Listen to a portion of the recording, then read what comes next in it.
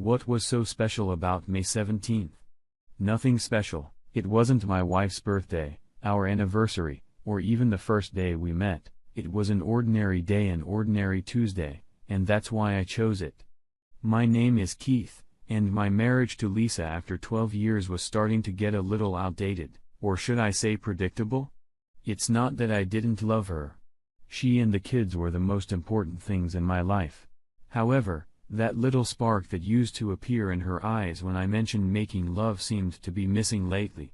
So being a hopeless romantic, I decided to give her a night she would never forget. Monday morning at work, I pulled out the big guns: Kathy, Cheryl, and Karen, 3 of the hottest single women at work. Okay, ladies, if you could script the most romantic night of your life, what would it be? I asked them. Around midnight, they all started rattling off to Paris, making love in a gondola in Venice, or admiring the sunset from a hot tub over the Swiss Alps. Easy girls. I told them.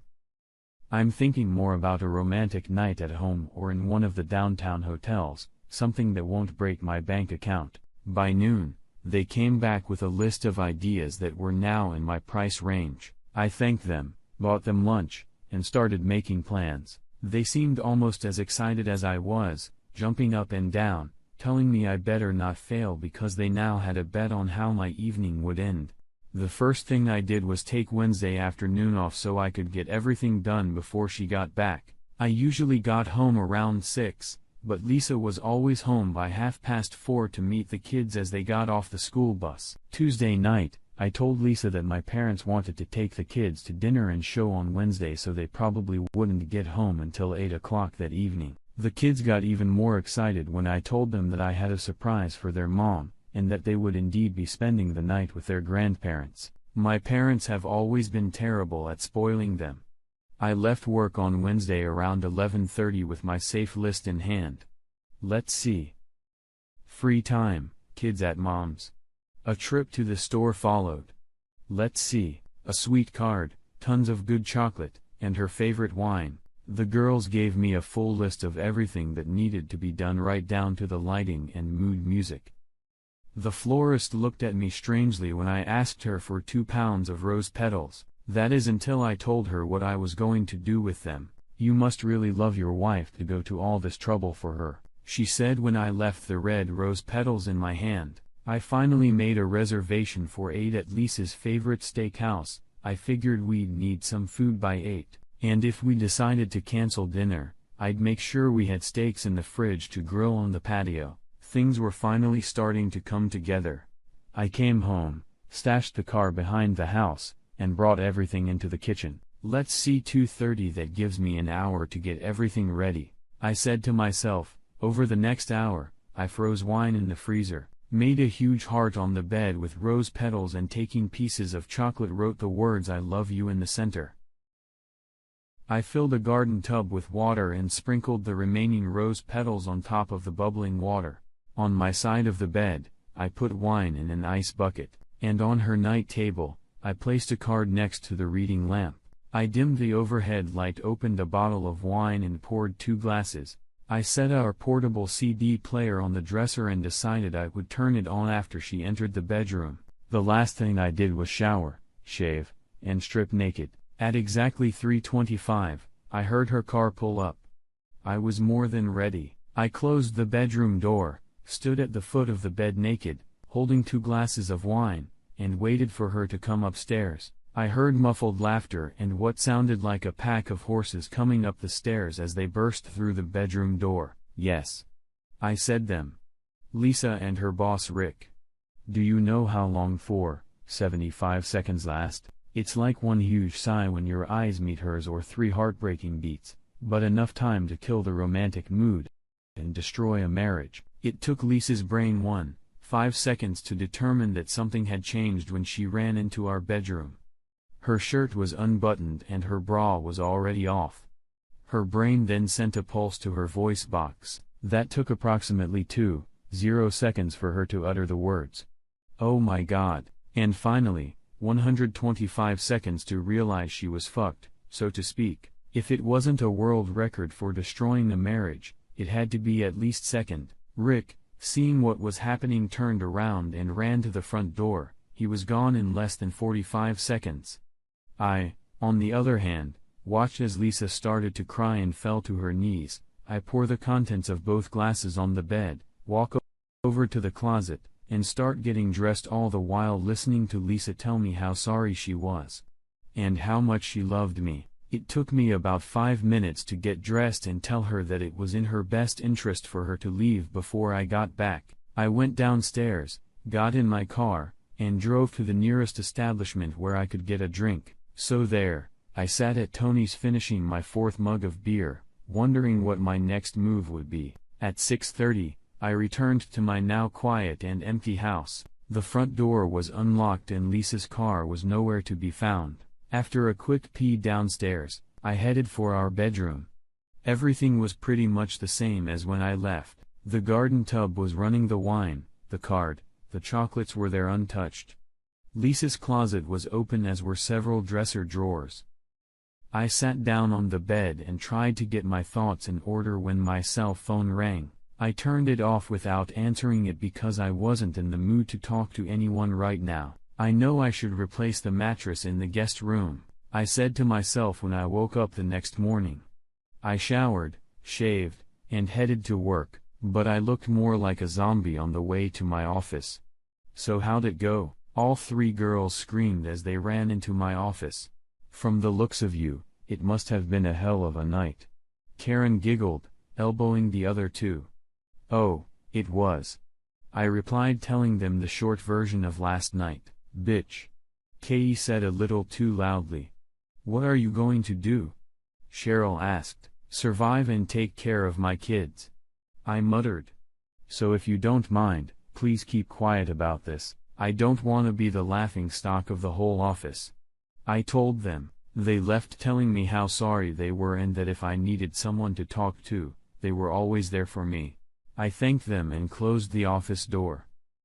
Bank accounts, credit cards, life insurance policies, 401k as they were all closed or changed by 9:30 a.m. I then called my parents and told them that Lisa and I were having some problems and asked if they could keep the kids until the weekend.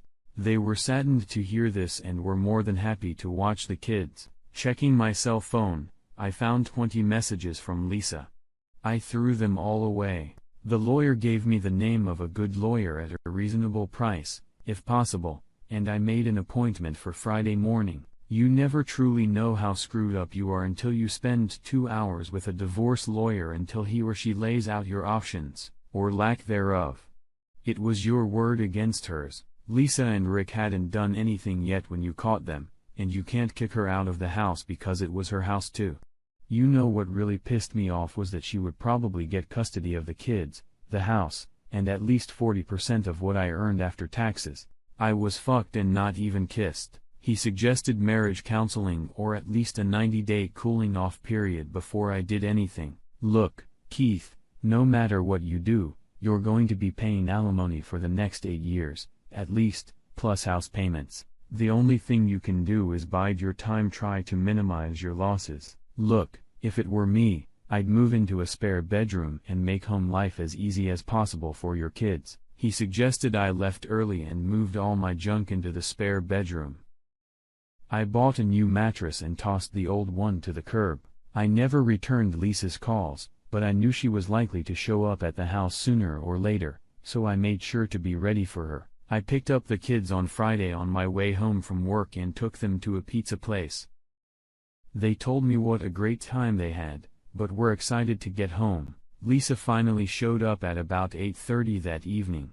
The kids surrounded her on all sides, but she never once took her eyes off me. By 10 o'clock, they had dispersed to their rooms and I headed to the guest room.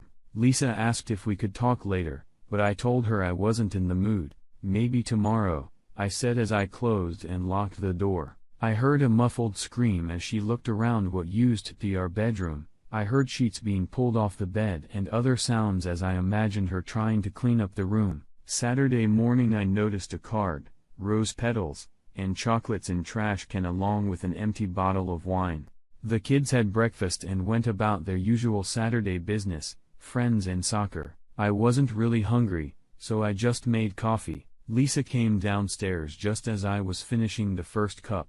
I poured myself another, grabbed the newspaper, and went out on the deck. You know you're going to have to talk to me sooner or later, she said through red eyes. But why, Lisa? What can you tell me to explain what I saw on Wednesday? How long have you been cheating on me with Rick? It was only the second time. Believe me, honey, Lisa sobbed. Why, I have a hard time believing you. And by the way, you've lost the privilege of calling me sweetheart or anything else that sounds affectionate, I spat out. We're going to coexist for the sake of the kids until I realize what's best for me and for them. It sounds like you've already made your choice. Just then, Lisa ran into the house and I finished my coffee and tore up the paper in a rage. Work sucked for the next 2 weeks, but at least it wasn't as bad as my home life. Someone had blabbed at work, and now all I got were the pitying looks from all the women in my office every time I walked past them.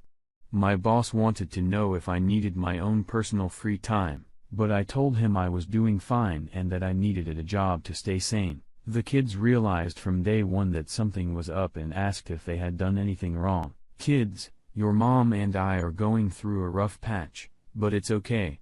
Trust me, I told them, but it wasn't. Lisa tried to talk to me and even tried to seduce me once, but I didn't feel anything for her anymore. I felt worse than whale shit when Cheryl walked into my office on Thursday just before 5 o'clock. Grab your coat. We're leaving, she announced. I looked up to say something, but she stopped me. Maybe you don't understand, this is not a request. Grab your damn coat.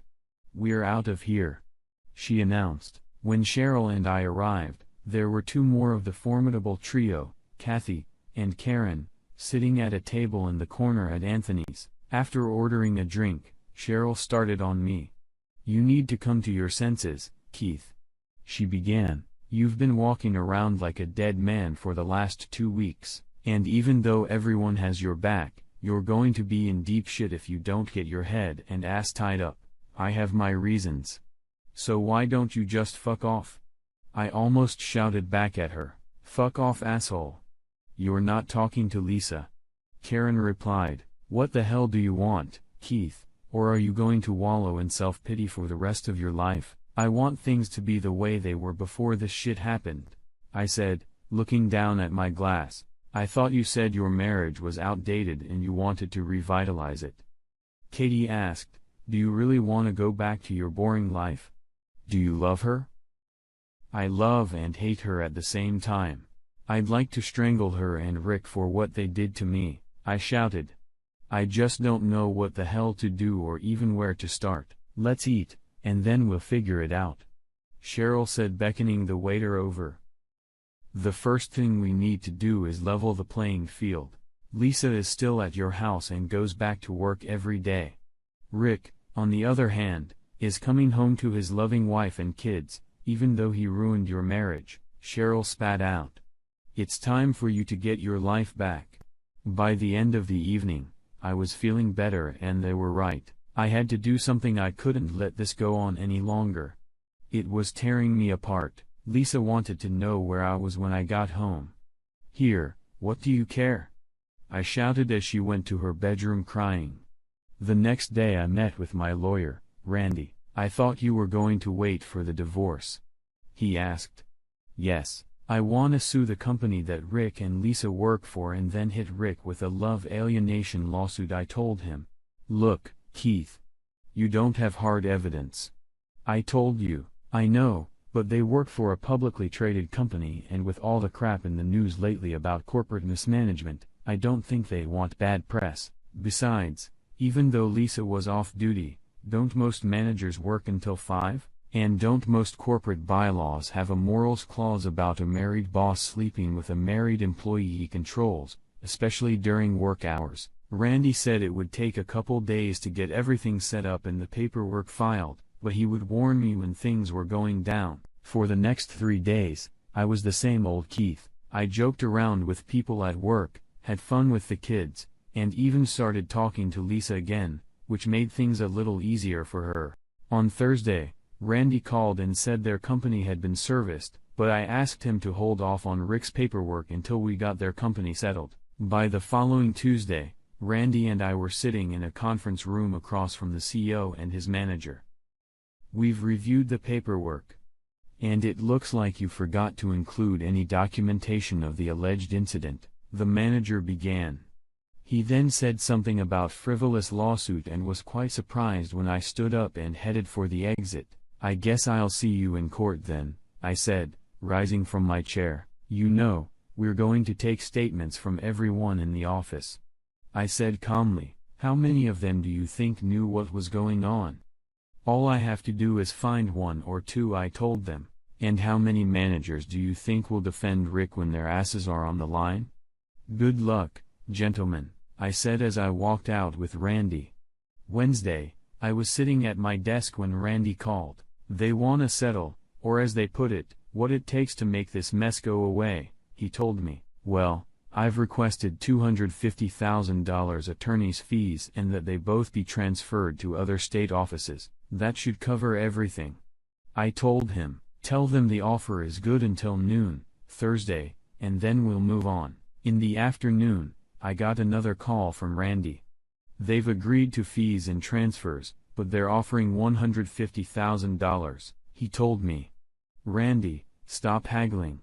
Tell them the price now is $300,000, and if they come back with another counter-offer, the price will go up to $400,000, maybe that will end it all."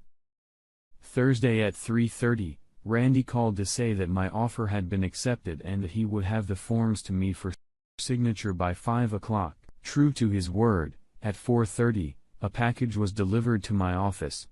The man said he was expected. The receptionist informed me after reviewing the papers and the enclosed receipt. I signed the papers and handed them over. "If anyone is looking for me, I'm gone for the day," I told her as I left the office. In the car on the way home, I made a quick call to Randy. "Serve Rick tonight and do it at his house." I was over the moon. By tomorrow, I would have a pound of flesh, and I could move on my life. "Okay, everyone, grab your coats because we're going out to dinner tonight," I said as I walked through the door. Lisa looked at me and didn't move as I continued. "Come on, Lisa. You too." A wide smile appeared on her face as she ran to get her coat. Over dinner, we talked and laughed as we had done for the past 12 years. Life was good again. Almost good. When we got home, everyone thanked me for a great night and went to their rooms. Lisa came close, kissed me on the cheek, and thanked me for the evening. "It meant a lot to me tonight," she said. I told her we were going to have a nice long talk tomorrow night so she should get some sleep. "You son of a bitch," Lisa yelled as she walked through the door. "You knew last night what was going to happen tonight, didn't you?" "Not exactly, Lisa, but pretty close," I replied. "Where's that job you were offered?" I inquired. "Tenant, New Jersey, wherever the hell that is. It seems that my services were no longer needed here, and that it was either New Jersey or I was out of a job," she explained. I told them there was no way they were going to move me there, and then they handed me severance pay and gave me 20 minutes to clean my desk. She sobbed. I gave them 8 years, and in 20 minutes, I was out the door, she said, sitting on a kitchen chair and sobbing. "Where is your buddy, Rick, being transferred to?" I asked. "Flint, Michigan," she said, staring at the floor. "The armpit of the Northeast. It wouldn't have happened to a nicer guy," I said, grinning from ear to ear. "Well, Lisa, this is how the next phase is going to go," I said, pulling my chair over. "If you want to be a part of this family, here are the conditions. First of all, you have to get tested for STDs and bring me a health certificate. Then you'll take a polygraph test, and to help you, I'll even ask all the questions beforehand," I said, holding out a paper across the table. "As you can see, they start out very easy, but get progressively harder down the list." By the time she got to the last group, she started crying. Am I the biological father of my 2 children? Why was she cheating? When we had sex the last couple months, who were you thinking about, Rick or me? How often have you lied to me in the last couple months? How many affairs have you had? Do you still love me? You have an appointment tomorrow at 9, I said, and if you get through this without too many surprises, we have an appointment with a marriage counselor for Saturday morning at 10 o'clock. Lisa just sat there crying. Going through the questions. I can answer them now if you want. She said, I think I'll wait until tomorrow. I told her. It's just that I don't trust you anymore, and I want to start over without all the lies, if you don't mind. I didn't like all of her answers. But in my mind, she passed. Do I trust her? Hell, no. Do I plan on staying with her? Well, the jury is still out on that, but we're working on it. The worst part is that we haven't made love in the last 5 months, and that's what I really miss. We have sex once or twice a week to take the edge off, so to speak, but it's not the same. Rick took a transfer to Flint, Michigan. Last year, I sent him a Christmas card from Florida that said, "Glad you're not here. Oh, by the way, his wife and kids are here." I guess the sunny South beat the cheating husband. Guess what?